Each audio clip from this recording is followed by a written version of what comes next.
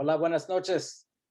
This is Abelardo de la Peña Jr., Director of Marketing and Communications with La Plaza de Cultura y Artes, welcoming you to tonight's En Casa con la Plaza. This is our virtual programming that we've been doing since April of 2020, right after the pandemic started. We're doing it 3 times a week. We're bringing you the best of our community's history, art, and culture from our homes to yours via these presentations, conversations, demonstrations, and performances. Our sponsors tonight, PepsiCo and Kaiser Permanente, thank you so much. If you're joining us on Zoom, we have the chat feature. Let us know where you're viewing from. Just type it in. I'm from Whittier, from La Monrovia. That way we'll know how far our reach is. Use the Q&A to ask questions. We'll answer them after the presentation conversation is over. Those of you who are joining us on Facebook, same thing. Please use the comment section. Let us know where you're viewing in from. And then you could ask questions, make comments, do shout outs to our guests. We'll take them after our presentation. We have right now Rochelle Schumar tuning in from Anaheim. Thank you so much for tuning in. With that, every other week, we have our host with the most, El Señor Showbiz, Dan Guerrero, joining us tonight on the happy hour. So please zoom in, Dan.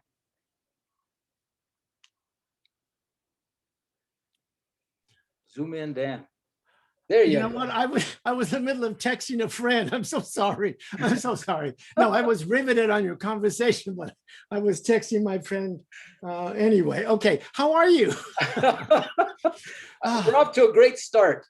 Hey, it's live television, you know. Anyway, yeah. So listen, I'm Superman now. I got my second Pfizer on Monday night. Second dose, so I'm ready to stay masked for another 5 years. Well, because you know, just because you get the vaccine doesn't mean you can run amok. So that's correct. You're absolutely correct. I expect to. We urge everybody out there to continue staying safe. That's right. That's right. But at least I got it. It's like winning the lottery. It's really horrifying how when you hear the percentage of people that have it in this country is still shocking. It's incredible. But we don't want to go there. We're in the happy hour, not in the unhappy hour. Where's my happy drink? Yeah. Oh wait, yeah. Here we go. So we're gonna have fun tonight. A very interesting. Are you drinking out of a jar? How amazing jar? Yes, I pack it in. What are you, an Appalachia? Come on. Anyway, we have an interesting show tonight, right? Yes, we do. Yes, we do. And if you could just talk about who our guest is, because I've heard that you've interviewed him before on your radio program, the Gaytino Report. Yes, that's right. I used to do a segment at KPFK, a FM station we love. There's a show, they have a program, which I understand is the longest running LGBTQ show in the nation. It's called IMRU. Get it? And I used to do a segment called the Gaytino Report, where I would interview, obviously, Latinos from that community. And I interviewed Oscar, and I interviewed Kay Sedia, his alter ego. So part of the interview was Oscar. And so that's one thing, because it was just audio. But now we're talking visual. So this is going to be really interesting, and it could be a fiasco, but I don't think so, because Oscar's a pro, and sometimes I am too. So it'll be fine. So right. Anyway, well, thank you. Why don't you go away? I'll go away, and I can't wait to meet him, her. Yeah, him and her. Him and her. Yeah, right. Yeah. It's so complicated. Bye. Go away already. Okay, good.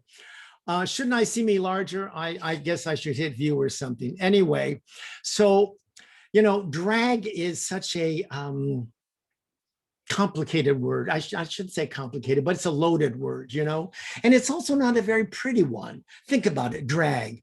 What do you say? What a drag he was, or, oh, I dragged to work today. So it's not a very good word if you think about it, but it's a very old word.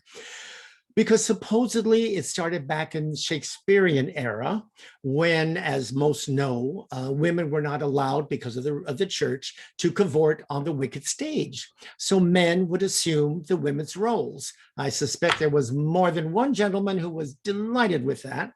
And so anyway, they would have to be done up as women. And as they were getting into their corsets and their lipstick and their wigs and all that stuff, there would be much conversation about their costume and their gowns and how the train would drag across the stage for their entrance, for their exit. And supposedly that's where the word started. So we're never going to get rid of it now. Now, today, drag can mean anything from, you know, a guy lip syncing to Cher or Lady Gaga, or if he's really old, to Judy Garland. And or it can be RuPaul, who brought it out of the closet and has made millions at it, and good for him. And then there's the actor, the character actor, who creates a woman's persona, like the Australian Humphreys. He did, of course, Dame Edna. And he's played, of course, on the great venues of the world, the Amundsen here many times. And then there is our friend tonight, Oscar Quintero, who created Kay Sedia, who can only be described as, well, okay, I got this. No, I got this. All right. Think of a piñata exploded. Yeah, that's Kay Sedia. And he's going to tell us all about her. And then she's going to come on and tell us all about him. And it's all live. So drag on in Oscar Quintero, if you're still there. You might have left by now. Ah, I thought so. I thought it was interesting, but it was a little long, right? She's not that interesting. That was a long intro. Well, because we like to educate on this show. We like to educate. For sure. Right? How are you? I'm good. Hi, everyone watching. I'm glad to talk to you again. I'm so excited. I know, and Vivo, last time I could only see you, but now everybody can see you. Here, do you have a beverage of your choice? I'm getting crazy today with some water. You're just as wild as ever. Oh, yeah. It's because I'm underage. I try to keep it neutral. Yeah, underage. Anyway, so let me ask you the word drag. What do you know? It still has, I think, many times a kind of negative connotation to it. Well, what do you think of that word? Because it is all encompassing. It can mean high art, and it can mean not so high. Yeah, we all fall under that same umbrella. It's funny. I don't have a negative. I've never had a negative view of it. It was, I guess, on some level of a rebellion of going against the norm. You know what I mean? And I fell into it. First off, the first time I did it, I was like, oh, I'm kind of pretty. So I loved it for that reason. And then I found, for me, especially in the beginning, that it was armor. Like I was able to hide behind this kind of bigger than life character in a way that I would never have the courage or the guts to do on my own. Approach people, talk to people, make fun of myself. Very self-deprecating, but I was never able to do that. So to me, it wasn't a drag in the terms of, here we go again. For me, it was definitely like a boost. Well, that's kind of a common denominator for a lot of actors, that they become their roles. You know who I think of is B. Arthur. Now, who doesn't love B. Arthur? That's strong. Yes, but have you ever met B. Arthur? Well, you can't now because, but if you ever met her, poor darling. Yeah. But if you ever met her, she was shy, extremely shy, and very, just didn't want to make a racket, and she couldn't have been more opposite, you know. So yeah. I think a lot of actors become actors because they are able to be all those things, you know. But I saw an interview where you described yourself. You said you were really a clown, and that Kay Sedia, hey, I didn't make it up. And you said that you were a clown, and that really you had clown garage makeup that we used for her. Tell us what you mean by that. Well, you know, it's funny because I look at, especially like if you watch RuPaul's, these women are on point. I mean, everything is contoured, and I am so lazy that I could not take the time. Like literally, I get ready in 45 minutes, sometimes an hour. Only because I'm too lazy to go through all the monotony or the minutia of creating all these lines. For me, especially, I didn't even start contouring. The little amount of contouring that I do now, I didn't start doing that till like 5 years ago.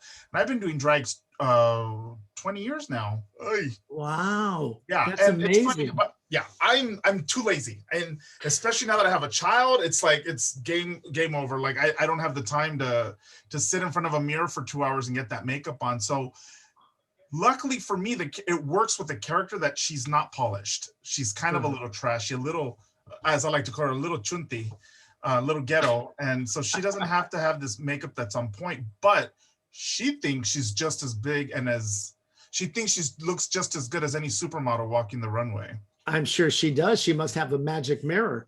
But you know who she's kind of like, really, as you were saying that, I'm thinking Dolly Parton, because she makes fun of the trashy look and that thing, and she just couldn't be more wonderful. Who doesn't love Dolly Parton? Oh, I love her. That and I always call her the OG drag queen. Oh, that's right. Yeah. So she, and so it's that kind of thing. And she, like Kay, is very lovable. You got to love her. Now, you said you had a child, and we're going to talk about DJ a little later in the show, but let's talk about you as a child. Okay. I know it sounds a little scary, doesn't it? There's a little bit of shrink in this show as well, and some things come up sometimes that are a little scary, but that's okay.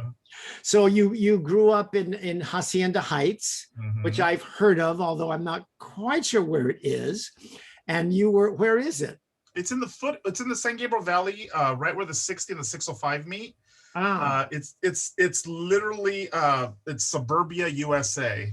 It's on the foothills there of the San Gabriel Mountains, and what we're famous for, the Buddha temple. That's right. Okay. There. So and, sorry, go ahead. No, and the only other person that's famous out of Hacienda Heights is Fergie from the Black Eyed Peas. We love Fergie. She went to my high school. Very good. You're in good company. So you were one of 6, which is really frightening. Let's see that photo. We have a photo, I think. Oh, yeah. Now, there is you can't help but notice an age gap there. You're obviously the baby there. Look at all those people. And then what's the story there? My 2 older brothers, that were at the time, I remember they were rebelling against my dad. So they let their hair grow out. My dad was livid. I'm the youngest of 6. My parents had the first 5 within a few years of each other. In fact, 2 of my brothers are born in the same year, one in January, one in December. So they're Irish twins. And so then my parents had the first 5, and then they tried for that 6th kid for 10 years over that time, and with no luck for some reason. And then finally 10 years later, they had me. So there's a 10-year gap between my sister and I, but it's so funny because I'm definitely the youngest child. Like, I was spoiled and also a big ham. Like, I was always putting on a show for the family. Well, but I understand, because I want to talk to your parents as well. First of all, we have a photo of you little, and it's so adorable. Look at that. Now what are you, like 5 or something? You're really small. 5 years old. That was my kindergarten picture. Oh, because your parents, I read, or you told me that your mom was like a larger than life character, and that everything revolved around her. Oh, yeah. And you kind of felt early on that you had to really speak up to be seen or to be noticed. Tell us about that, because that really set your personality in a way. Oh, yeah. Well, it's funny. My mother was bigger than life. She was, and a lot of Kay Sedia is designed, I guess, after her and all my tias. But you knew when my mother was present. She liked to drink a little, and every party, you knew she was there. She was dancing, singing, and just causing a muck. And by the end of the night, she was drunk, crying, and fighting with everyone. A novella. Oh, she was a walking, talking novella. That's me with the big old egghead. Wow. Yeah. And your dad, how did your dad deal with that? With my mom? Uh-huh. Well, it's funny. My parents were, they're immigrants. They were very scared of everything. And they lived in their own little bubble. But my dad, my dad came here on top of a train when he was 14 to work the fields. Wow. He was deported twice, and then after the 3rd time, he worked in a restaurant. And the man that owned the restaurant just took a liking to my dad, and he sponsored him and helped him get a green card. And then my dad brought my mother and all the siblings over. But my dad just worked. He was docile. He was quiet. He wasn't very loud. He was a sweetheart. My dad was the nicest man you'll ever meet, and just took care of his family, and he was a provider.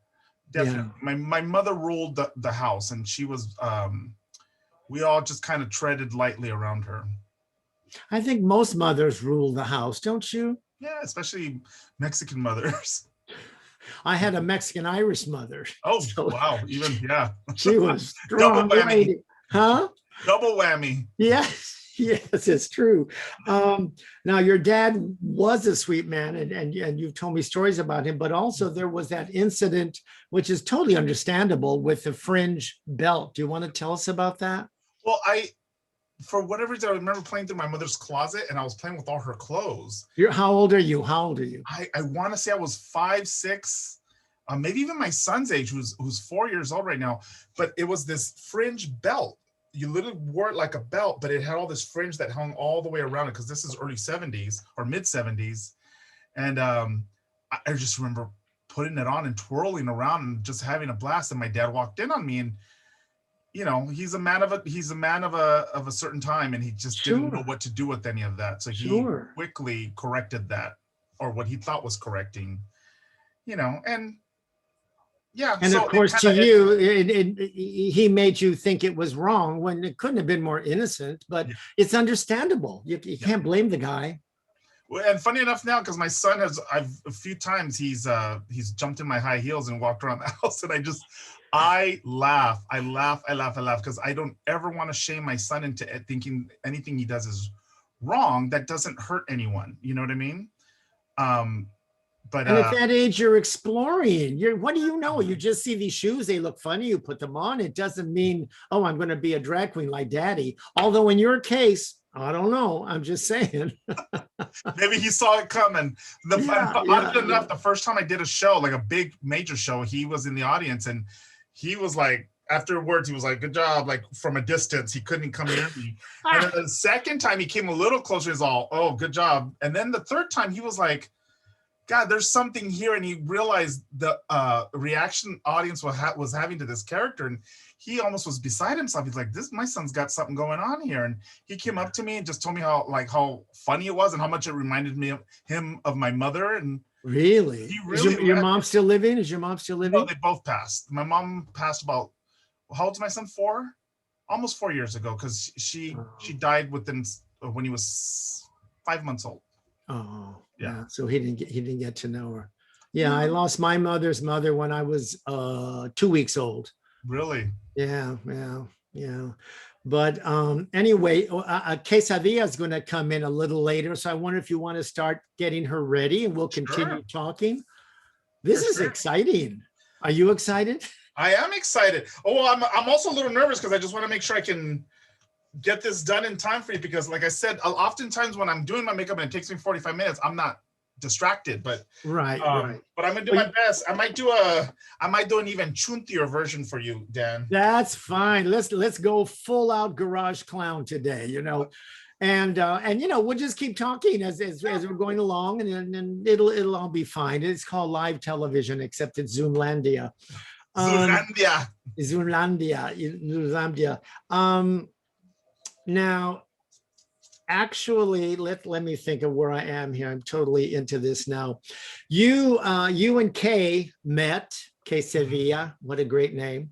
Yeah. You and Kay Sedia met in 1999, correct?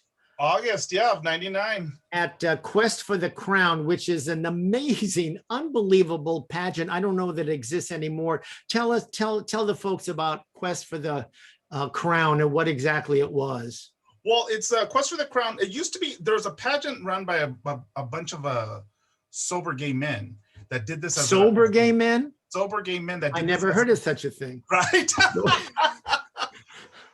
Keep making up while you're talking, otherwise we're never going to see Kay. Right? But I guess they did this kind of as a way to be of service to the community. They put on like a mock Miss America pageant, and it became this big kind of like community hit, and it started raising money for AIDS organizations, especially back in the 80s and 90s when our brothers and sisters were still passing away from that disease. And so anyway, it just became this huge event. It started growing it ended up at the Wiltern Theater. And what happened was, after 10 years, the main creator passed away from complications from AIDS, and they just decided that we're done. So then a new group of guys came in and they started a new pageant called Quest for the Crown. So that other pageant used to be called Battle for the Tiara. That's right. That's right. Yeah. And that's then right. this new group of guys came in and started Quest for the Crown, and they decided, well, let's make it more of a spoof of the Miss Universe pageant. And at the time, I had never been on stage. I was working at a grocery store, but I was obsessed with beauty pageants. And it just— So you had never done drag? Only Halloween, and it was bad drag. It was literally like just eyeliner that I bought at Rite Aid, or Thrifties at the time.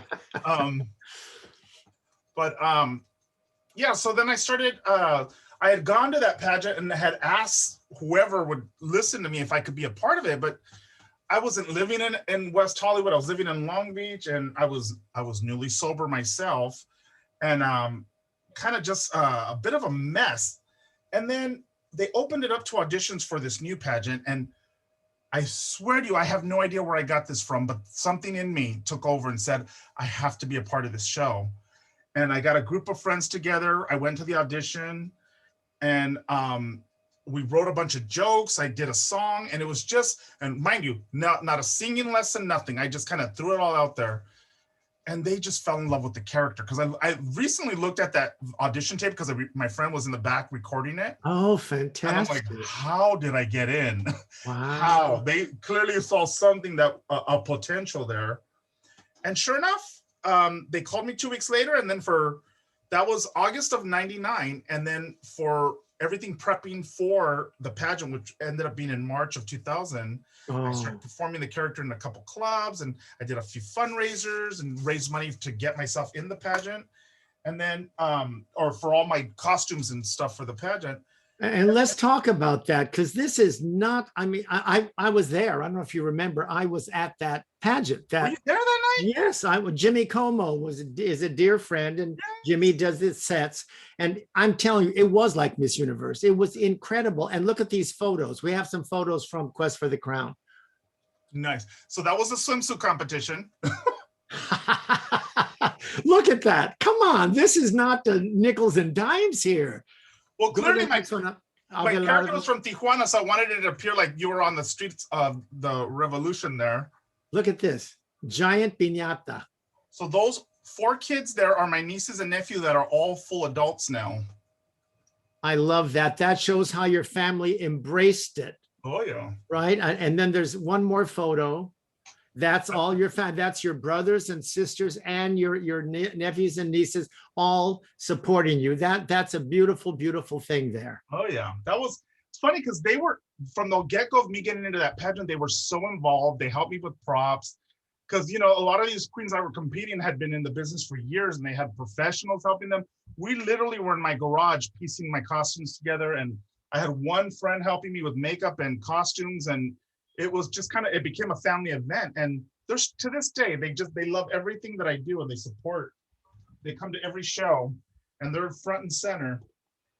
And shockingly, I remember being pissed because I, of course, wanted you, and you came in second, which is still incredible out of all those. Because I remember somebody coming in on an elephant. I mean, they were just not kidding. And you came in second, but you said that was the best thing that could have happened, because that opened a whole other world to you, right? Well, not only that, first off, that night, I was so happy they let me in the building. That's how, it's funny. I looked at because they did a documentary about it too. And I was so docile. I was just like my dad. I was humble, quiet. And I was in awe of the whole experience. First off, it was like a fantasy come true to compete in a pageant. I was performing, which I'd always wanted to do, was always too chicken to try. And it all came to head that night. And I remember being backstage with Miss France, who eventually ended up winning. And my hands were tingling, and I was so nervous, like I was ready to throw up. And I just remember saying to him, I'm so scared. He's all, yeah, we're all scared and nervous. He's all, but just go out there and have fun. And I remember calming my nerves. And as soon as I walked out and you could feel and hear the audience, it just literally lit me up. And it was kind of they went wild when you came out. They went wild when you came out. Oh, yeah. Oh, yeah. Yeah, I had a blast. It was a life-changing experience because it literally changed the course of my life for sure. That night. In every way. Yeah. I mean, both as a person and for a whole new career. Yeah. Now, not long after, I don't know how long after, you met Kurt, right? From Casita del Campo. Yeah, well, you know who did you ever go to Drag Strip 66? No. Mr. Dan, who ran Drag Strip 66 and also a drag improv soap opera called The Plush Life, he kind of had a motley crew of queens and performers and underground kind of underground like Silver Lake crowd. And we all started performing together, and Kurt kind of was mixed into that crowd, and that's how I met him on a night that we did an episode where the Mr. Dan's character, Gina Lotriman, hires Charlie's Angels to come rescue her granddaughter. And we got the idea that night to do like a Latino version of Charlie's Angels. Where was this play, this track? Where was it? So it was at the Casita del Campo. Oh, it was Casita. Before it became kind of like where theater pieces and art pieces used to just do this drag improv show there. And that's all that was there. You know, for people from out of town, Casita del Campo is a fantastic, legendary, it's been there since the early 60s, Mexican restaurant in Silver Lake. Yeah. And it was founded by a Mexican, from Mexican, who came to Hollywood and was a dancer. And he was one of the dancers in West Side Story. And with the money he got from that, he started this little casita. And it got bigger and bigger till it was a casota. Yeah, right. And because he loved theater and all that, downstairs there's a Cavern Club celebrity theater, where if you're too tall, you're literally going to hit your head. Oh yeah, on the ceiling. And there's maybe 60 people there. That is, by the way, where I did the very, very, very first ever reading of Gaetino. Was really? At Casita del Campo with Kurt. He was the stage manager. Oh, very nice. I didn't know that. I knew you had performed it there. I didn't know that was where you did your first reading. Oh yeah, first reading was there. It's a wonderful space and there are wonderful people there. But anyway, go on. Yeah, so just from that, I met Kurt. We were there as audience members for the Plush Life one night, and we were up in the restaurant eating, and him and his now husband were sitting next to a friend of mine. And he was telling me about a project that he was doing called, it was called Superfag, where it was like a gay version of Superman. And he had all his kind of like his super duper fabulous friends. So then we started coming up with, like, remember Electra Woman and Dinah Girl? Yeah. So we came up with the characters Taco Chick and Salsa Girl. And just from that, and because I had already been performing Kay Sedia, and just from that alone, we got to talking, and then he wrote the character into his short film. And then just from us working on that, I had started mentioning Chico's Angels, what I wanted to do with it. And then out of the blue, like a year later, I was trying to write it and quickly realizing that I wasn't much of a writer on my own. Kurt called me and was all, hey, did you ever find a director for Chico's Angels? I'm all, I haven't. I'm all, are you interested? He's all, I am. He's all, well, I go, tell you what, I go, if you can come help me write it, I go, you could definitely direct it. So he came over, we pumped the script out probably like in 2 or 3 weeks. We put it up on stage. This was like a May of 2003. By the end of July 25th was our opening night of Chico's Angels. After that first night, the rest of our run sold out. Like, it got word of mouth, and all word of mouth, because we didn't even have like a website or anything at the time. And then we did the show a second run, and the same thing, everything sold out right away. We had to keep adding shows. And before you know it, it just became like this underground cult hit in that theater. And we did a second episode, and then we were literally doing the show for like 6 weeks at a time, like 2 to 3 times a year, and it would always sell out. And we just quickly realized that there was an audience. And what I've come to learn, especially about it now, is so many people see themselves in these characters. It's like your aunts, and we would always get that, oh my God, you remind me of my aunt, you remind me of my sister, you remind me of my cousin. Wow. And people started seeing themselves in these characters, and it just took off. And here we are almost, I think 19 years later, 2003, like 18 years later, this summer, I think. We have a photo, and I read where BroadwayWorld.com described it as a Latino drag queen Three Stooges version of the 70s series. Yeah. Oh, yeah. And it's funny because whenever I describe it to people, that's what I say. I go, it's as if the Three Stooges and Charlie's Angels had a Mexican baby. And not only, you're right, it's a hit, but everybody came. Show us the next photo, Abelardo, of people that have come there to see it. Oh, La Reina. Casita. La Reina. It's funny because Chita Perot, who's Ray Garcia, who works on who is in the show, was one of her backup dancers for her one-woman show. And that's when, I guess that following year after, she came to support him and see the show. And she came up to me and she's all, "You are something else." And I was like, I literally almost started crying. And she says, yeah. "You remind me of Gookie Gomez." I'm like, oh my God. Oh, yeah. Googie Gomez. What the hell is this show? I saw it. Steve, no. What the hell's the name of the show? The Ritz. The Ritz. Yeah. I saw her on Broadway in The Ritz. And then Liz Torres took over the role when Rita left. Oh, really? Yeah. Yeah. Yes, that's who she is. Now, Kay Sedia, I mean, that opened up a whole, because you're a very smart businessman. You're a smart businessman. You really have parlayed that character. And let's show that next photo, Abelardo. This has been your cash cow, right? Yes. Tell us about these Tupperware parties. So in 2001, before I started doing Chico's Angels, I had started performing at drag strip. I'd started performing in clubs. And I just found that it wasn't, I wasn't loving it. You know what I mean? I loved performing that drag strip, and I loved performing the Plush Live, which was that drag improv soap opera. But just performing in clubs and lip syncing and doing these songs, it just wasn't doing it for me. So then I went to a Tupperware party that a fellow performer's roommate, who is Frida Lay from Chico's Angels now, was having. And the woman, her name was Frank. I don't know if you ever heard of Frank. She was the old punk rock singer back in the 80s, and then she became a folk singer. Mm-hmm. She calls herself the All-American Jewish folk singing, surfing Tupperware lady. And she did a whole nostalgic show. She looks like the milkman, and she was hysterical. And the whole time she's sitting there or doing the show, I kept nudging my friend who was sitting next to me. I said, "We could totally do this in drag." And he's all, "Definitely." And I don't know if it was him or I who said, "I'll do it if you do it." But one of us did. And we both walked up to Frank after the Tupperware show, "Hey," and said, "We want to be Tupperware ladies." And we thought we would do it together, like as a comedy show. And wouldn't you know it, Chris, who's Dixie Longate, I don't know if you've heard of her, started doing this full-time right away. I did it because I had a full-time grocery job. I started doing this part-time, but he started making really good money. Wait a minute, hold on one second. So all those years you were doing the Chico's Angels, you were still at the grocery store?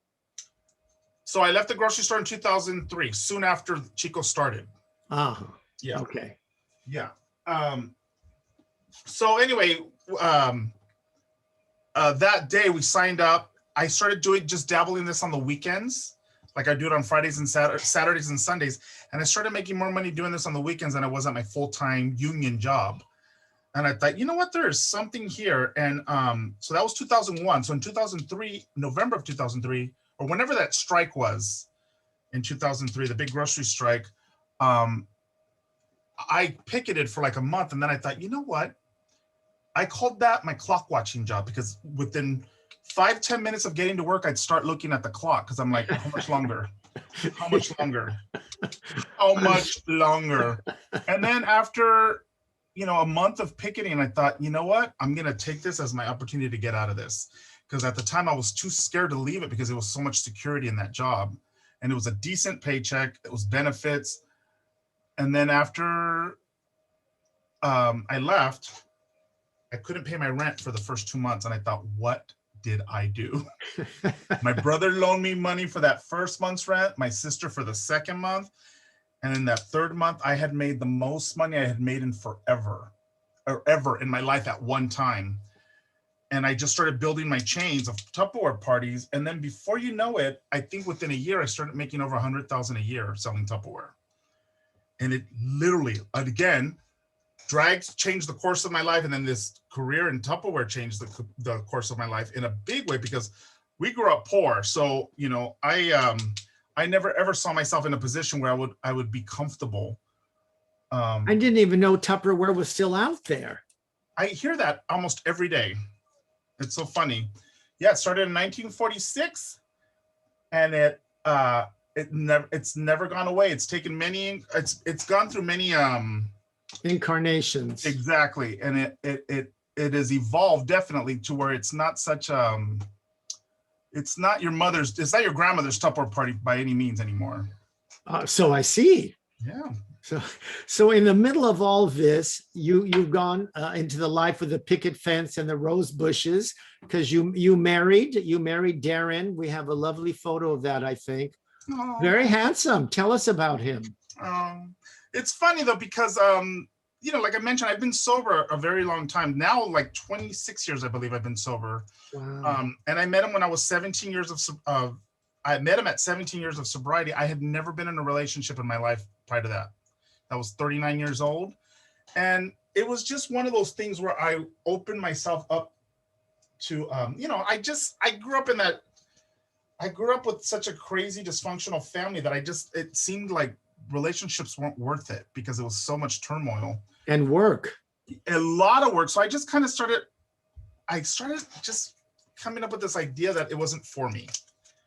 And I just wasn't really looking for it. But, you know, I was lonely and I wanted to be with someone. But every time I'd start dating someone or things started getting a little bit serious, I'd kind of it would fizzle out quickly, because I would either sabotage it or find reasons why it didn't really, wasn't really going to work. And then there was something about when I met Darren that he met me like in the perfect pocket of time, where I just kind of had some self-revelations. I'd done a lot of work on myself, and he came into the picture, and we both fell quickly and fast. And I knew that first time I met him that this was something different, like I had never experienced or ever had before. And I knew leaving his place that first night, I'm like, I'm definitely going to probably see him again. Mm-hmm. You know, and then we quickly got into a relationship really fast, and I literally tried pushing him away for 6 months, but he knew what he wanted and he wasn't going anywhere, and he could see past my fear. And sure enough, we met April 20th, 2012. We got married April 20th, 2014. And then two more years after that, we had our son. And now here we are. We're DJ. Yeah. I think we have a photo. Look at that. Yes. Tell me that's not a beautiful photo. Oh, my little papacito. That was our trip to Hawaii last year. He's so cute. That little monkey's been to Hawaii 3 times already, and he's going a 4th time this summer. Yeah. Yeah, Daddy's got to be. Ay, no. Are you on fire? Oh, my drink just spilled on my computer here. Well, we didn't lose you. Okay. Here, let me move my beverage. So tell us about being a daddy, and tell us about a little boy having 2 daddies. How does he deal with that? Well, you know, I mean, it's all he knows. I understand that. It's all he knows, and it's his normal. And, you know, we have a lot of books that we read to him about families looking different. And, you know, he's not in school yet because he's just 4, right? He is in school. He's been in school since he was 18 months. And his school technically fell under a daycare situation, even though there's a curriculum. So he was able to continue going. We kept him at home for 2.5 months when the pandemic hit, but he's consistently gone, and everybody's been safe, and we follow protocols when we get there. So we've been lucky. And I feel for families that aren't able to get their kid, have not been able to get their kids in school, because I'll tell you, it's the 2 months that he was almost challenging. Oh my God. Yeah. Trying to work and then trying to take care of him. Where am I? Where is she? All right. Oh, I see her starting to creep on. I'm starting to get scared. You should. But how about are there other 2 daddies households or 2 mommy households at the school, or how has that come up for him at all yet? You know what? It's funny. It has come up because some of the other kids have asked him, "How come you don't have a mommy?" And he's like, "Sure." And he says, "Because I have 2 daddies." And then he takes out his picture of Kay and go, "I have a mommy." I do. Hold on a second. But the funny thing is, the school's very progressive. It's so when we first joined the school, there was 3 other lesbian couples there, and we were the first male couple that she ever had. And funny enough, I'm the head of the fundraising committee there, and she freaking loves me. And she's even said, can you post like on some of your websites or something to get more of you guys here?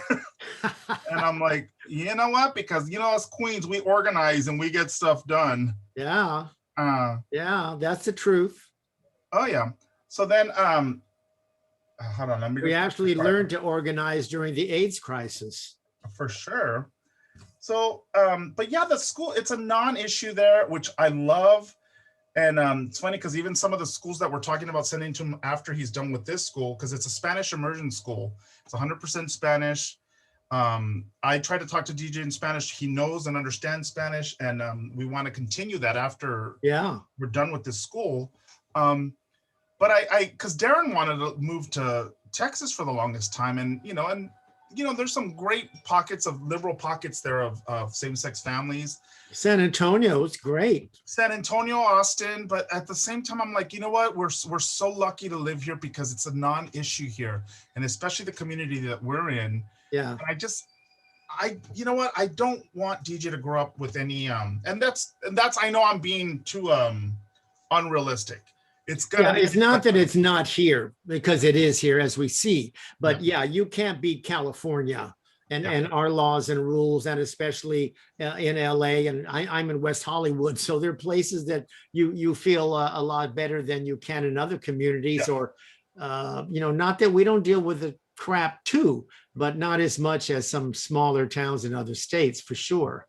Exactly. Is she getting close? Is Kay getting close? Oh, she's really close. We're getting to the liner, and that's when she's being here. And the lashes?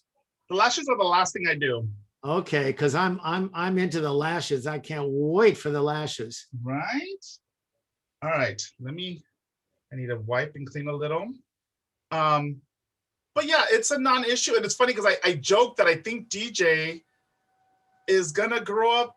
He's not as scared of like clowns or Santa Claus or any of the characters at Disneyland, because his father's a clown. Yeah. And it's a non-issue to him. He knows what I do. He thinks it's funny. He calls me Papa when he sees me, and it doesn't even faze him anymore, which I love. And a lot of all the families at the school know what I do. And, some of the parents have had Tupperware parties with me. I've done fundraisers for the school, like Tupperware fundraisers. So again, non-issue. And that's exactly how I want it. And, that's not to say, I'm not trying to bubble him to the point where he's never going to have any problems, but I want it to be enough of a non-problem for him as possible. At least he has that foundation. So when that stuff happens, and it will happen, he has a strong foundation, and he'll know. And you're also personally lucky because your own family has embraced you so much. Big time. Yeah, that's not common for many a Latino household. Yeah, exactly. And it's funny because even speaking of my father, he when I told my father that I was gay when I was 22 years old, I had been out of rehab for a year, and I told him in a parking lot of a Denny's in that's the best. That's always been the best place, I think, for that kind of revelation. Thank you. Denny's parking lots, because they can't make a scene, but my mom still made one. It's the first thing out of my dad's mouth when I told him he's all, you sure? And I said, yeah. And he says, okay, I love you. And then he walked away. And then my mother started hysterically, having a telenovela moment right there in the parking lot. Oh my God. And, but it just goes to show you how, I guess, almost progressive my dad was. He freaked out soon after that. He had me come over and ask me a million questions. Why could it be this? I go, Dad, there's no reason. I go, it just, you're born this way, or it just is something.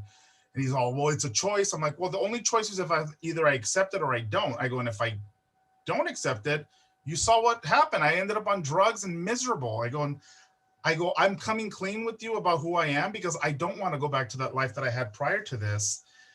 And it took him a few weeks, and after that, it just stopped being an issue. Any of my friends came around, he was nice to them, he talked to them, and because I never dated anyone, so my mother my mother, it just was a non-issue. My mother always had a problem with it. She kind of blamed herself. Sure. Yeah, as you It's know, complicated. It's complicated. Yeah. Even parents loving you and or loving one, I'm talking generally here, and accepting it, it still is not easy. I'm sure it's still not easy. Yeah. Because of all the things you say, what did I do wrong? Or even if you say to you're blue in the face, it's not a choice. It is. It's as you say, it's a choice to be who you are. Yeah. Is the choice. I mean, I could be trying to hide and be miserable the rest of my life, but I thought that didn't work for me. So now I'm trying this, and for the most part, when I get out of my own way, I've been fairly happy. All right, here we go with the eyebrows. This is the most frustrating, difficult, and sometimes can set my tone of my life for the night. Oh my God. Okay. Now, where do you see Kay Sedia? Kay Sedia. Where do you see her in 5 years? I mean, how long do you think you've got? Are you going to be Dame Edna?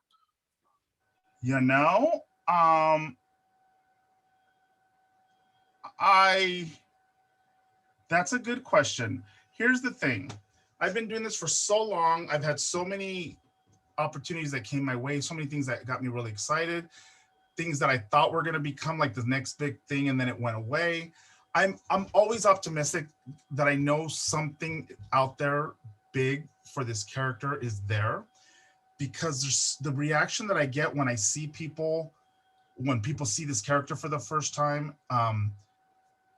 is overwhelming, and it's a tell that people need, that this character brings joy to people in so many different ways, and I don't say that with I don't say it to be arrogant, if you know what I mean. No, I understand. I just know the reaction that I've had from people, and I've got 2 things in the works right now: a possible reality show, a possible sitcom idea, which I've talked to you about, because I'm hoping if it were to get picked up or really developed, that you would be able to be a part of it, because I just think there's a call for it right now, of Latinos, gay Latinos, Latinos in general. Just our stories are just dying to be told. And Darren and I are in a very unique situation. He's military from Tennessee. Wow. And, I'm Mexican-American drag queen. Our lives could not be more different, and yet we found each other, we fell in love, and our families combined. And I definitely think there's a story there. Yeah. So would this sitcom be based on your life story? It seems like it's already there. Right? Well, sure. Just the Why make up something when you have something that's real right there? It's so funny, because half the time, and the person that I'm working with said, okay, just start writing down like any issues or fights that you and Darren have. them all. Oh my God. I go, I'm gonna keep you here a while. No, they're all stories. That's how I wrote Gaetino. I wanted to let people know what it was like to be a Chicano in 1950s East LA, and what it was like to be a gay man in 1950 or in New York in the 60s. And I just made 2 lists, and I did stories. There was a definitive story the first time this happened, the first time that happened, and that's how I did it. And then I shuffled the stories around. So you just have to make a list of stories. They're all there. And believe me, each one is a half-hour sitcom, I'm quite sure. And it doesn't mean that everyone will be funny. You can have issues. You can have, pithy moments. Are we getting close? Because this is when it's harder to, because if I talk too much, it creates. I know, but you have to talk and make up at the same time, sister. Easy to say, but Kay's fans are chomping at the bit. I can hear them. Abelardo, do we have some questions he could be answering from the people while he finishes up here and before Kay comes on? Sure. From the people, they need to adore me. The people are adoring you. Maggie Portillo Velasquez from Azusa in the house. Francis Valdez from Paramount, but I love this one from Jenny Georgian Huber. I'm in St. Louis, Missouri, and have no idea where these places are that you're talking about, but this conversation is enthralling, and I'm sucked in. Wow. Good. We like that. We like that. And you talked about Jimmy Cuomo Jimmy, my darling Jimmy. He's a fantastic set designer. Yes, he is. He's sending love from Palm Springs. Tell him to send cash. Jimmy, I'll be out there next week. Brenda Brubaker, she remembers Drag Strip 66. She saw Dan's Gaetino show at the Cavern Club and many times shows by Chico's Angels. Oh, nice. She went to Los Altos High. She thinks that Oscar went to the rival high school, Wilson. Is that? That's correct. Wow, that is our rival. Boo, Wilson. Boo, Garfield. Garfield. But she grew up on the wrong side of the 2 train tracks in town that my mom grew up in. But when she grew up, it was called Puente. Puente Hills. And Liz Zapata is saying, Kay, your eyebrows are on point. Thank you. You know what I always say? When you're a chola, you have to make yourself look mean, because sometimes you're not in a bad mood and you need it to do the work for you. All right, we have a big question here from 2 people. Sarah Garrity Polly, you had a donkey on stage, and Francis Valdez is asking, where did you get that donkey from? Well, it's funny, the 2 or 3 years before I competed, when it was still Battle for the Tiara, some queen came out with a big camel on stage. Yeah, so it upped to the ante, so you needed to bring an animal on stage. And when I was creating the character and the story that I wanted to tell on stage, I kept thinking, what do you think of when you were in Tijuana? Is the donkey photo that families go in there and take with the big hat from Mexico. So I definitely had to do that. You guys hear my kid? He's starting bath time. So there was animal wrangler, because somebody else had another dog had another animal in the show as well. So they helped me find the donkey, and the woman was sweet enough. She ended up volunteering the donkey for the night because she knew it was for charity. Oh. Yeah. Are you flying away, or are you drying your lashes? I'm just making, because you know how, I don't know what, cholas, you know what I'm saying, when you put your eyeliner on and you accidentally flash your eye open and then you leave this big mark on the top of it, makes me crazy. Okay. Olivia Wilkins, who's coming in from Lucerne Valley, says she remembers you when you came on KTLA Channel 5 telling us about your Tupperware parties. You were so hilarious. Oh, awesome. Tell us a funny Tupperware story. There's got to be a story from some Tupperware that is. You know what's funny? Because every time we would get together for the conferences every year, we would have war stories. I would always win. So here it is. In Wilmington, there was a group of ladies having a Tupperware party with me. You're from Wilmington? Yes, I am. And I guess a fight had started with the neighbors the night before across the street, and they were having a baby shower. So as I'm doing the Tupperware party on the driveway, of course, they start having like this shouting match between them. And then next thing you know, the fight starts working closer into the street, and it's all the men at the party and at the baby shower. And then the knife comes out. Somebody gets shanked.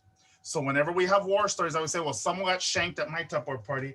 Not to mention the cops show up. I'm in full drag. I'm trying to leave. They won't let me leave.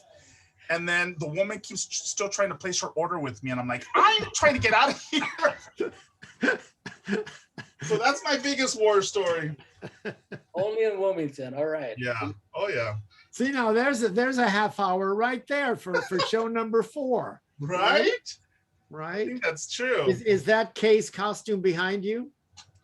Right here, my dress. Uh-huh. Okay. Well, Audrey Centeno Cordero is asking, will Chico's Angels be having a show anytime soon? You know, not anytime soon. We were supposed to do the show in August, which obviously that got canceled. Cheetah Pearl, Ray Garcia, who plays Cheetah Pearl, moved away to Texas. So we're limited on when we can do it because he still wants to fly in and do the show. But we're so limited. Okay, let me do this real quick. Sure. Well, just wanted shout outs to Maggie Portillo Velasquez, who says also, oh my God, I'm an Irish twin. She just finally realized what that was.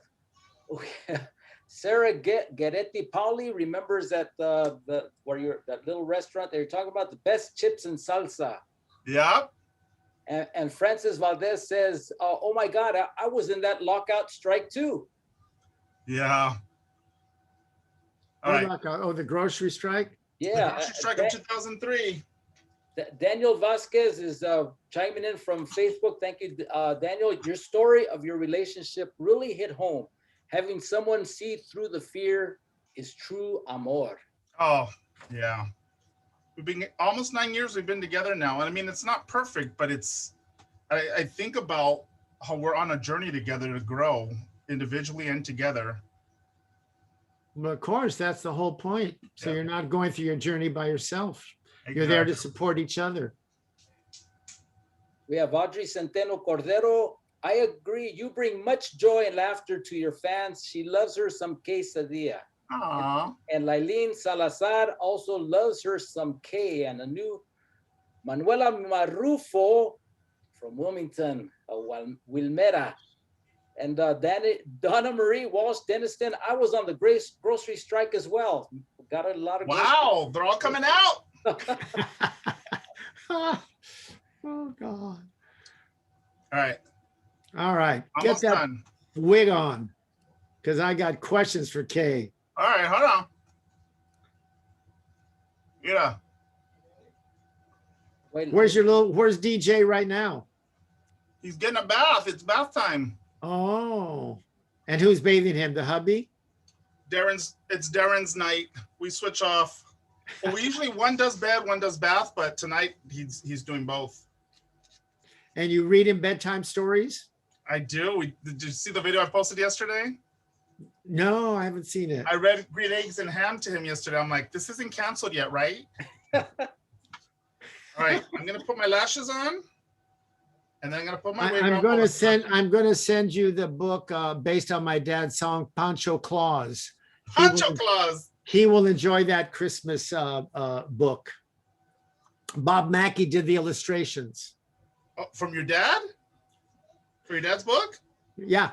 Fabulous. Well, my dad wrote the song back in the 50s. I always wanted to have a children's book. And when I finally did it, I self-published and Bob offered to do the illustrations and he did. You're good friends with him, right? Yeah. Yeah, because he was a judge the year I competed. Oh, I forgot that. I remember he did the press and someone asked him, are you hoping to get inspired tonight? He's like, hope not. Yeah, that sounds like him. That sounds like him. You haven't lived here. You go to the theater with him, and I won't say the play, but we're watching it, and all of a sudden he turns and he goes, they did not have polyester in the 40s. I mean, that's what he's watching, costumes. You know, whatever your profession is, that's what you're looking. If you're a set designer, I'm sure Jimmy sits there looking at sets and he's looking at clothes, and he was commenting that they did not have polyester in the 40s. That is hysterical. All right, makeup is done. Lashes need to get a little tacky. I am going to just put this over my head. Don't knock a lash off. Well, the lashes are, oh, I know, right? That's happened before. But I have all my dresses made from Carlos. Okay, guys, I'm gonna give you guys a little show. Oh my God, skin. Right? Oh my God, this show is taking a turn for I don't know what. Oh my God. No me mira, por favor. We can see your tetas, mija. No, don't look at them. What is the church going to say? They're gonna say hi. Oh my God. Okay. You know, J-Lo can get ready in half the time that you use for Kay. I believe it. All right. I don't have my fits on, but all right, these need to go on. What the hell is that? You try to dry them up a little so they get tacky. Oh my God, the lashes aren't on yet. Wow. What? You'll know when they're on. What? They should be on a leash. Oh my God. Here we go. This is a lot of work. And comparatively speaking to other queens who spend 2 hours, I do not have the patience for that. You know, one year, believe it or not, I don't even know why they called me, but what is that place on Santa Monica Boulevard? Oh God, it's 3 stories. Oh, a gay bar. Oh, Mickey's or No, no, no, no, no. Rage? At Western, at Santa Monica at Western. Oh God. Anyway, Fault Line. they asked me to MC a Papi Chulo contest. That was Fault Line, wasn't it? No, No. it'll come to me. Anyway, a Papi Chulo contest. And what am I going to say? No. So I said yes. And my co-MC was the most beautiful drag queen. I mean, she was gorgeous. And all the contour, and you know, she had taken, oh, mija, the hell with her. Now you're talking. Thank God, I thought Oscar would never leave, but I had to go through him to get to you, Kay. What are you talking about, honey? I'm saying that I wanted you, but Oscar said I couldn't get you unless he went on first. No, you know why though? Because I think he's a little bit jealous because when everybody sees me, they want to touch my tetas. And he's like, no, I can't let that happen. I have to protect you. He's like, you're not protecting no one, you selfish queen. But you know what I've heard, and you tell me if this is true, because he left, right? He's not there. Oh, he's But not. I heard that he's always taking advantage of your celebrity, you know, and I know that you make a lot of money from Tupperware, but he gets all the money and then he pays you in pesos. Is that true? I think he's my pimp. Professional? Profession, he's my pimp. That's why he tries to take all the money. Of course, making the Mexicans do all their work, well, they take all their money. Well, why don't you fight back? You seem like a strong woman. I'm too lazy. As long as it gives me a taco here and there, I'm good. Speaking of tacos, tell us about your background, because I know you're one of what, 18 children? How many? 18 cheer. I'm the youngest of 18 children, and obviously the prettiest, but I can't help it. And I'm the former Miss Tijuana Spring Water, the water that spring right through you, and eventually competed in the Miss Universe pageant where I was the runner-up. Clearly, I was robbed. Wow. But because I was already here in LA when the pageant took place, I just stayed. And what about, I heard, because you didn't come across legally, right? Because you had this torrid affair with a border guard or who sawed a hole in the fence. That's what I heard. I don't know. I'm asking. How did you get here?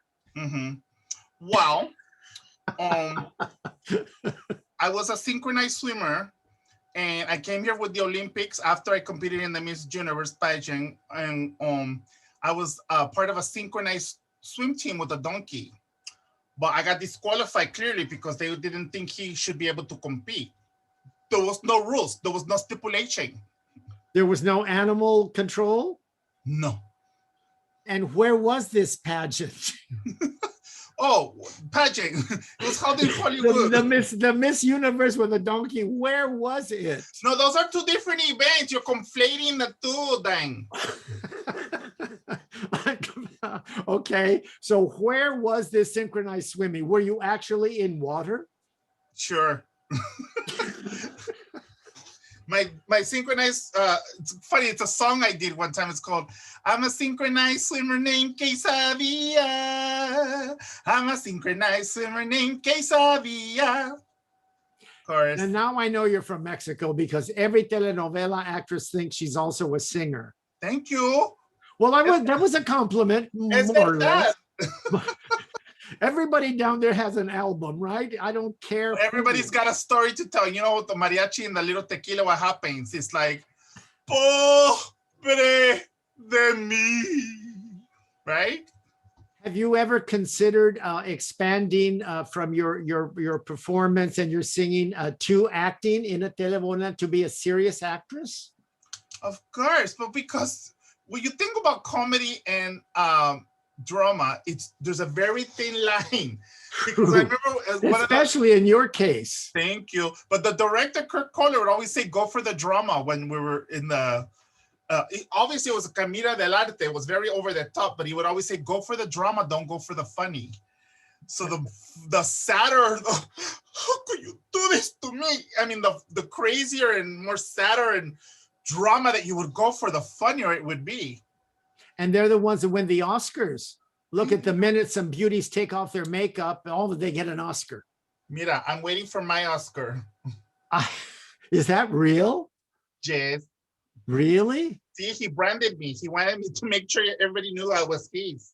Are you ever concerned that Oscar is going to find a younger, not prettier, nobody's prettier than you, but a younger version because you're getting a little, well, you know, mature? How dare you, Dan?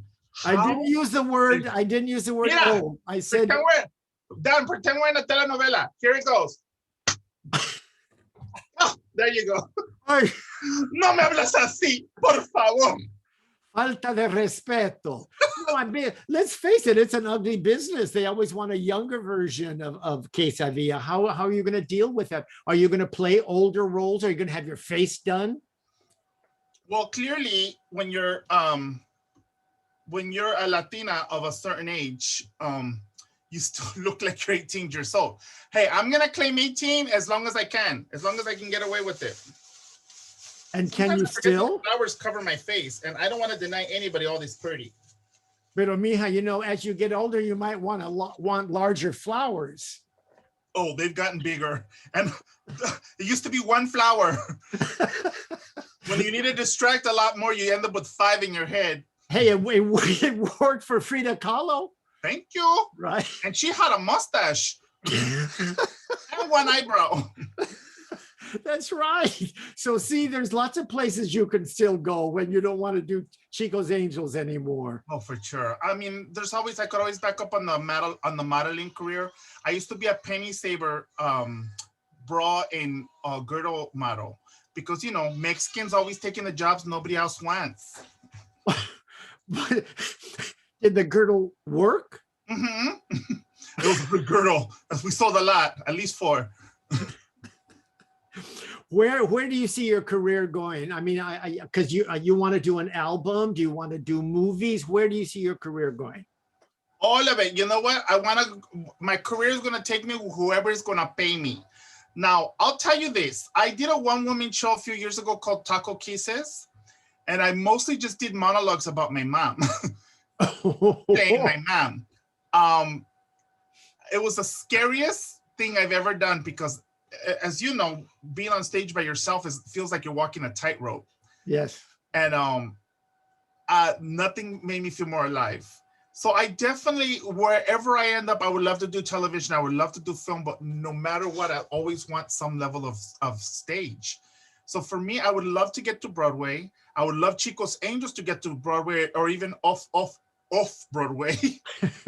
Because like I said, there's something, I know we have something special with Chico's Angels because it just, you know, it's over the top comedy that I think a lot of people can relate to. Just that, and especially nowadays, you know, people want to escape for a minute. Yeah, because, you know, like most Latinos, we love hard and we hate hard and we fight hard and we make up hard, and nothing is in nothing is what is the word? Nothing is simple. Yeah, it's always an access. Nothing's a straight road. You make a left, you make a right, you climb a rock, you go under a bridge, you swim through a river, as you know, having come here from Mexico. From Tijuana specifically. It's like Tijuana is a different country within a country. I can't argue with that. Answer me this: Did you get your vaccine? Not yet. I'm waiting because, you know, I wanna be back amongst the people, especially because I've not been able to do Tupperware parties physically, and I know it's taken its toll. I mean, my income has been cut in half this last year, so. Well, you can't do your stage show and you can't do your Tupperware parties either, right? No, but I think next month or even at the end of this month, because enough people, the numbers are down, enough people are willing to do parties like outdoors, socially distanced. Sure. So I might start getting back to it because I really I miss that interaction. I miss the outlet for sure. I'm sure. And you know, I miss the sales that I used to have and the income that I used to have. Not to mention my bingo's coming back, because I used to do a Tupperware bingo night, pizza night once a month, either in Fullerton and Covina. So I was scheduled for this coming Wednesday that we had to push it to the following Tuesday, March 16th, because it's going to rain this week.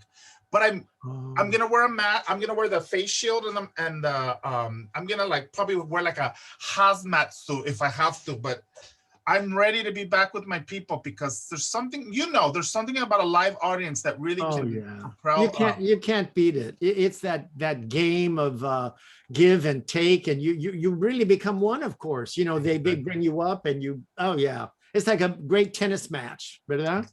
But if anybody's interested, I'm doing virtual Tupperware parties at the moment, and you can earn free Tupperware from the comfort of your home. You don't have to shower. You don't have to clean your house. In other words, why should it be like any other day? Let's not go because we have to leave in a minute, but I want to talk about your website. Tell people about your website. And I want to read, if I may, some of the things, the pages. So the pages are hilarious. Okay, here's one. Please undressing me with your eyes. Another one, you don't know my life. Another one, don't be jealous of my life. And then your videos as you call them. Yeah, America's Next Top Chica Model and your YouTube cooking show. Are you still doing those? You know what? Everything's on Facebook now. I started to do a show called Cooking with Kay many, many moons ago. And it just, first off, I'm not a cook. Quickly realized that it's kind of hard to do a cooking show when you can't cook. Well, I was just going to try to do simple recipes and just kind of make a funny show out of it. But again, the biggest issue that I have is that I'm mostly lazy. But with this pandemic, I've started cooking a lot more. And most of that you can find on my Facebook page, on my live videos. Every Tuesday, I try to go live. Every other Tuesday, I seem to cook, a lot of baking. That's why I've gained like maybe an ounce. I'm not sure. But you wear it well, mija. Thank you. I wear it in my flowers. Yes. It's kaysedia.com. Kaysedia.com, the way that I spell it, KAYSEDIA.com. And I'm on social media and just add a 1 to my name, Kaysedia1. And I'm on my face, I'm on Twitter, I'm on Instagrams, you name it. You name it. You renamed them. Right? Do you have any parting words for your fans out there? Because I know you got a lot of fans out there. Remember, Spanx is your friend. And always make sure that girls are up and perky. Wear a bra one size too small so they really pop, you guys. You really want to, you want them to enter the room before you do. At least 3 beats before, right? Thank you. Es verdad. Abelardo, do we have any last questions or two for Kay? Oh, yeah. Well, thank you so much, Kay. And tell Oscar, thank you so much as well. This has been a very entertaining, very illuminating show. I'm trying not to crack up here, but this is great. First of all, we have 2 competing answers for the 3-story tall nightclub. We have Arena. Yeah. Daniel Vasquez says it was Arena. Not Arena, no. Circus. What? Ken Azato says it's Circus. No. It's neither of those. Okay. Oh my God, how could you not know it, Kay? They're the Western and Santa Monica. Wasn't it fall? On Santa Monica, just before Western, just west of Western. It's 3 stories. And when you go in there, it's like Mexico. Yes, it's not the plaza, it's Temple. What is it? Temple. Is it? I think it's Temple. On the first floor, you'd love it because it's like being Tijuana. All these butch guys with the Levi's and the cowboy hats, and it's a bar, and it's fantastic. Second floor has the dance floor and disco, and then there's a rooftop. Manny Rodriguez said Temple. Oh, Tempo. See, with your slight accent, I thought you said Temple. It is Tempo. That's it. Yes. Thank God. Yeah, Tempo. Yeah. Well, Ken Azato says he's known you since your first dress. Oh, yeah. That was back in Long Beach. And Lee Zapata is asking, who came up with your stage name, Kay Sedia? Were there other ideas for your stage name? There was. But originally, when I was going to compete for the pageant, I was going to be Flora Tortilla. And a friend of mine who had won Battle for the Tiara a few years prior had told me about his character that had he not won, he was going to try one more time and be Miss New Mexico Kay Sedia. But he won. So when he told me that story, and I thought, well, that's his name. I'm not gonna take that. So when I was telling him that I was gonna audition, he says, no, be Kay Sedia. I'm like, oh, I thought that was yours. He's like, I'm not gonna use it. He's like, but when you write it, spell it the way white people say Kay Sedia. Like, okay. So that's where like jalapeno. Jalapeno. Jalapeno. God, I want to slap him. What's so hard about saying jalapeno? It's not hard. Jalapeno. Because they're jalapeno business. That's why. Abelardo? Okay, I'm sorry. Okay, Rochelle Shumard, beautiful quesadilla. She loves it. Manny Rodriguez says, yes, it was Tempo as Jimmy Cuomo. Yes, Tempo across from the old Sears. That's right. Tempo. So next time, mija, enunciate tempo, not I don't know what that means. I'm just trying to help you. I don't know what does that mean. All right. I'm too pretty to do those things. Okay, well, thank you so much to the both of you, to all three of you, for joining us on and next time you have to introduce us to DJ. He's got to make a little. Listen, when Charo did the show, her son came on. Did he come out? Let me see if I can get them. Oh wait, my dress is. Hold on. Make sure you have pants on. Is he in a towel? Look, come see. Oh yeah. Hello. Look at Get out of the him. bath. Hey, Hola. how are you? He said, "Hola, chicken butt." And you're all shiny clean from your bath, huh? Are your hands clean? He had marker all over his hands. Look. Clean Where's your other daddy? Darren. Darren. We should get a family shot here. Right? We will. Say hi, Dan. Hi, Dan. Hi. Papa, ¿le puedes hablar en español? Sí. Dile, ¿cómo estás? ¿Cómo estás? Darren, come here. We're about to wrap up. They want to say hi to you. There's the family portrait. Norman Rockwell would crap. I think Literally. yes. Thank you. I'm glad to meet you, Darren and DJ Kay Sedia. We all love you very much. Oscar, not so much, but we love Kay Sedia. I got little eggs and a play one and eggs. He got Play-Doh eggs. Very good. Hi, Bob. All right. Good night, and thank you so much, mija. Thank you, guys. I love you. Thanks. And thanks for creating this platform. We need to hear more Latino voices. They are going to be there. We're getting them. Thank you, Abelardo. See you next. Oh, and on the 19th. No, when is the next show? The 19th? The next show for Dan Guerrero's Happy Hour is March 19th. With Perla Batalla. Perla Batalla, a fantastic singer, composer. She grew up in her parents' Mexican discoteca record store in Venice, I think it was. She was a backup singer for Leonard Cohen before she went out on her own, and she has a fantastic career. So she's the next guest. So tune in, and thank you, Kay. We love you. Night, Abelardo. Good night. Good night.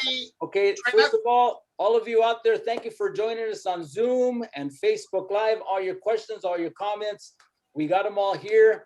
You could, if you came in late, or if you'd like to watch this again, we're posting it on our YouTube page at La Plaza LA. Also, it'll stay on our Facebook page at La Plaza LA, as well as our website, lapca.org. Our upcoming sessions on En Casa con La Plaza are on our Facebook page. There you go. I'm posting the link right there so that you could catch up starting next Monday with a cooking segment on Monday at 3 o'clock, followed by, let's see, a documentary, clips about the Olympic Auditorium, and then a comedy show, another comedy show next Friday with a Big Brown Dad hosting 4 Latino comedians talking about comedy during quarantine, how they're getting through it and making it funny while making some money. So we got to eat. We got to eat. And Kay, not to scare you, mija, but these conversations live on forever. They live on YouTube, on their Facebook page, on La Plaza. So they're there forever. They're archived. It's kind of like an STD result. It's forever. Yes, forever. All right. Bye. Thank you all for tuning in. We'll see you next time. And thank you, Kay and Oscar. Bye. Adios. Buenas noches a todos. Thank you to our sponsors, Kaiser Permanente, PepsiCo, and all the staff and board of trustees at La Plaza de Cultura y Artes, making it all possible, but mostly all of you out there zooming in, Facebooking in. We'll see you soon. Hasta la próxima. Bye-bye.